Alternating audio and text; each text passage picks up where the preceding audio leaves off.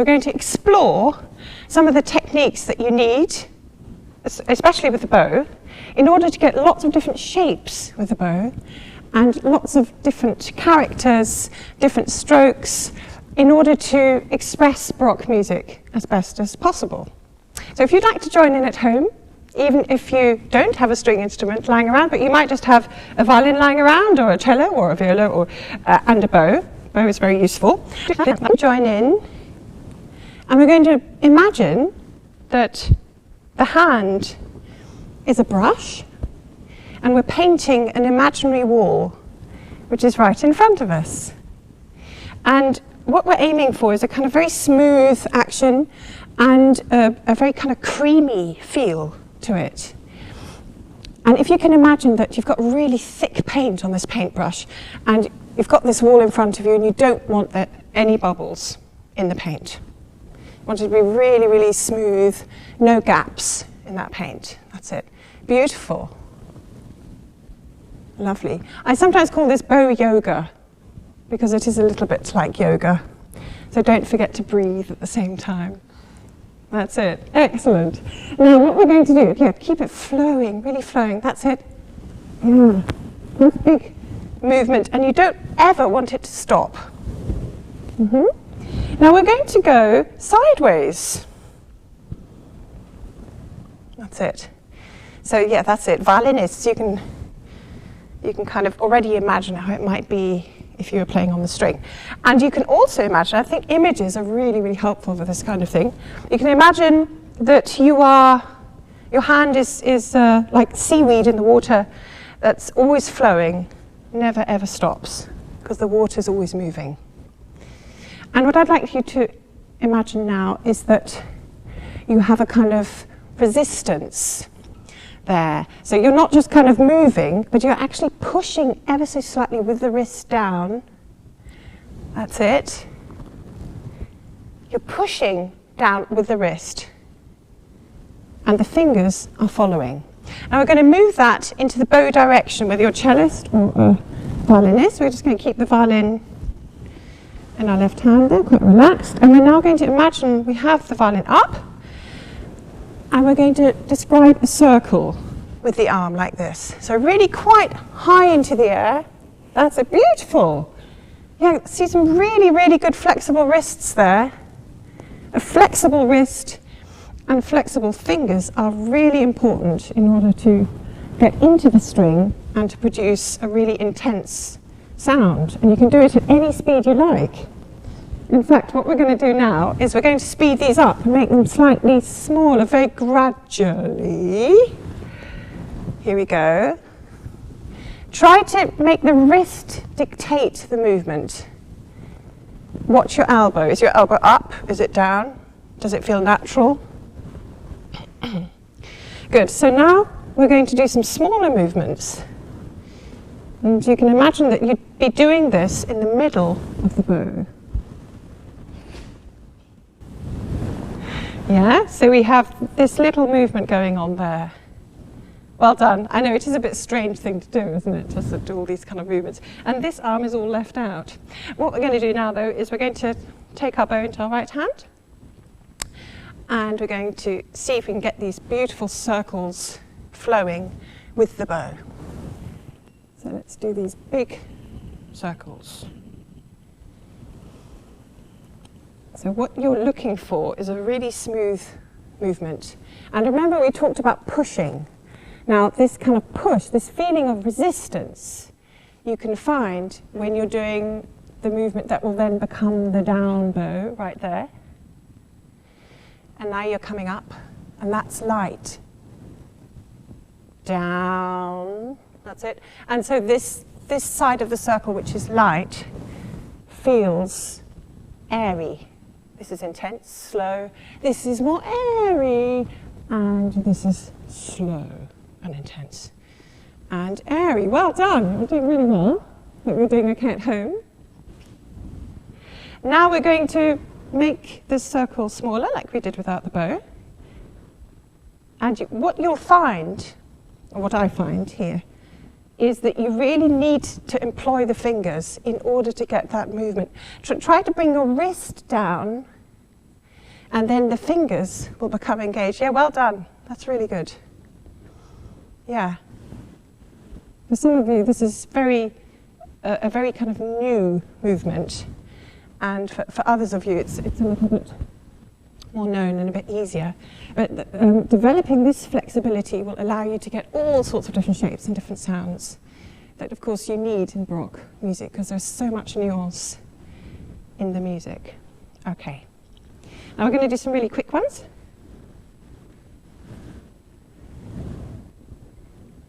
Good. This is a little bit like if you had a bouncy ball and you were bouncing it. Of course, the movement never stops. You wouldn't bounce a ball and then stop like this, would you? It would be flowing all the time. So it's this kind of elasticity that you'd have. Do you want to just join in with this movement? So imagine you've got a ball there. That's it. Good. Let's try that with the bow. Doing, doing, doing, doing. Great. Try to move your wrist down. Well done. Good. Now, you should feel really kind of nicely warmed up with your right arm now and your wrist. We're going to take our instruments and we're going to put some of this into practice with sound. What I'd like you to do is to describe one of these circles in the air still. And I'd like you to imagine, so we're not going on the string yet, I'd like you to imagine the sound that you might hear if the bow was on the string. Let's see, to imagine. What kind of sound are you creating? Is it a deep sound? Is it a light and airy sound? Or is it a passionate sound, or is it an angry sound? Is it a cheerful, upbeat kind of sound? What kind of sound is it? Good. And now we're going to determine what kind of sound we're going to make. What I'd like you to try is to put this circle just a little bit lower, and then pretend that the string is just part of this circle. Yeah? So it just happens to be there, the string. So you arrive, and then you play right into the string as though the circle carries on through the string. Let's have a go.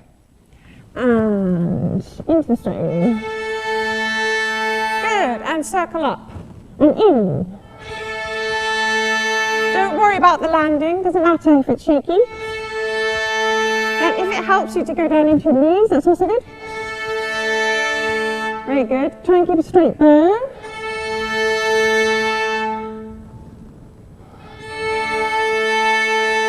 Very good.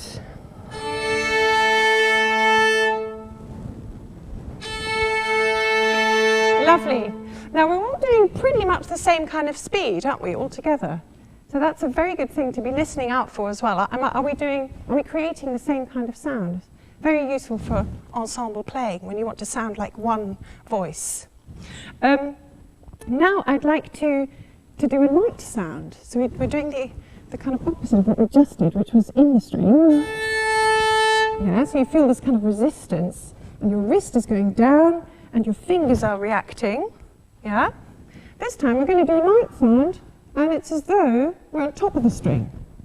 So if you look at your string like something that has depth, yeah? So if you really magnify the string, and this is the top of the string, this is the bottom of the string here, and you can either play right on the top of the string like that, and then you can play into the string a little bit, and even more, and you can play right down to the bottom of that string. Okay? So we're going to explore this now in sound. So let's play right on the top of the string with the circles still. Here we go.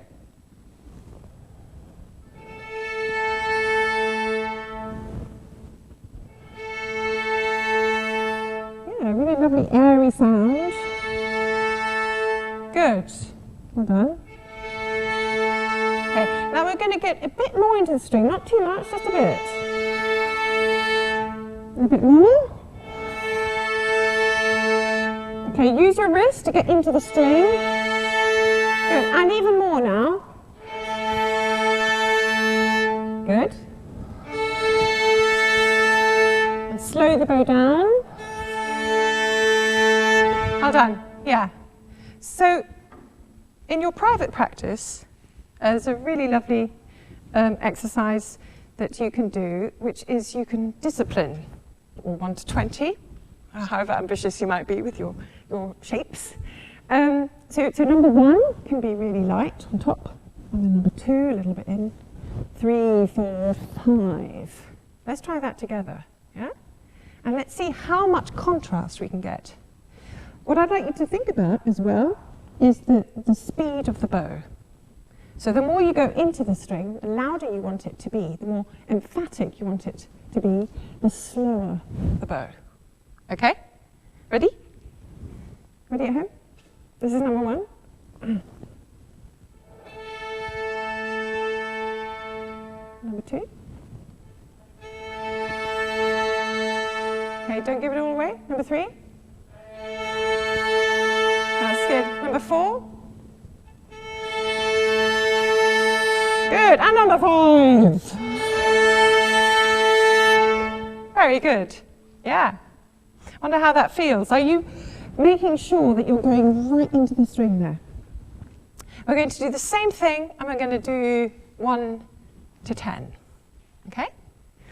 And in fact, what we could do is we could do different groups. So we could be, how many are we? 2, 4, 6, 8, 10, 12, 14, 16, 18. So we could do, we're number 1, 2, 3, 4, 5, 6, 7, 8. Okay?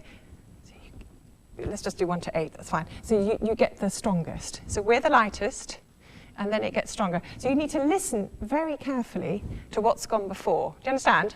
So yeah, so we're starting light, 1, and you're 2, a little bit more, and then 3, a little bit more, and so on. Okay? Everyone clear? And you can, at home, you can choose which group you'd like to be in, or you could do all of them. Absolutely fine. Here we go. Here's number 1. Nice and light. 2, 3, and 4. A bit more. And 5, 6, and 7. Strong and slow bow. Yeah. Well done. Very good.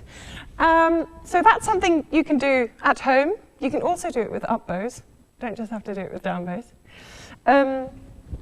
Good. Now, what we're going to do now, it follows on from this, and we're going to do a so-called hierarchy in the bar exercise. So let's start with a 4/4 bar. So in a normal kind of 4/4 bar in the 18th century, the emphasis is on the first beat and a little bit on the third beat. And the second and fourth beat are light. So you have a shape like this. 1, 2, 3.